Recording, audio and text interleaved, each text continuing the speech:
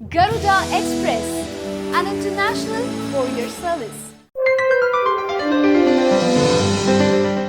All free నినాదంతో ఉచిత ఆఫర్లతో telecom రంగంలో సంచలనం సృష్టించిన రిలయన్స్ జియో తన సేవలకు ఫుల్ స్టాప్ పెట్టింది. మరోవైపు అనేక స్వదేశీ విదేశీ టెలికాం ఆపరేటర్లు తమ ప్లాన్లు సమీక్షించుకుంటున్నాయి. ఈ క్రమంలో దేశీయ టెలికాం బిజినెస్ పై కెనడియన్ మొబైల్ తయారీ సంస్థ డేటా విండ్ కన్నేసింది.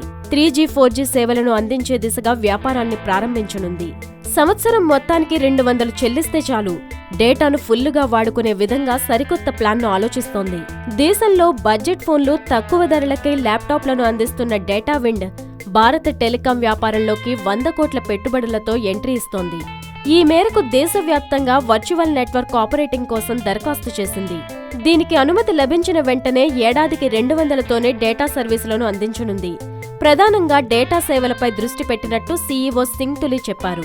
నెలకు 20 లేదా అంతకంటే తక్కువ డేటా ప్లాన్లు అందుబాటులోకి తీసుకురానున్నట్లు తెలిపారు.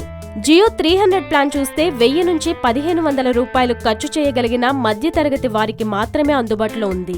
30 కోట్ల మంది మాత్రమే ఈ పరిధిలోకి వస్తారని, మిగతా వారంతా నెలకు 90 రూపాయలు ఖర్చు చేయటమే కష్టమని విశ్లేషించారు. పేదలు, సామాన్యులను దృష్టిలో పెట్టుకుని నెలకి 20 రూపాయలు లేదా సంవత్సరానికి 200 రూపాయలు మించకుండా ప్లాన్లను ప్రిపేర్ చేస్తున్నట్లు ప్రకటించారు.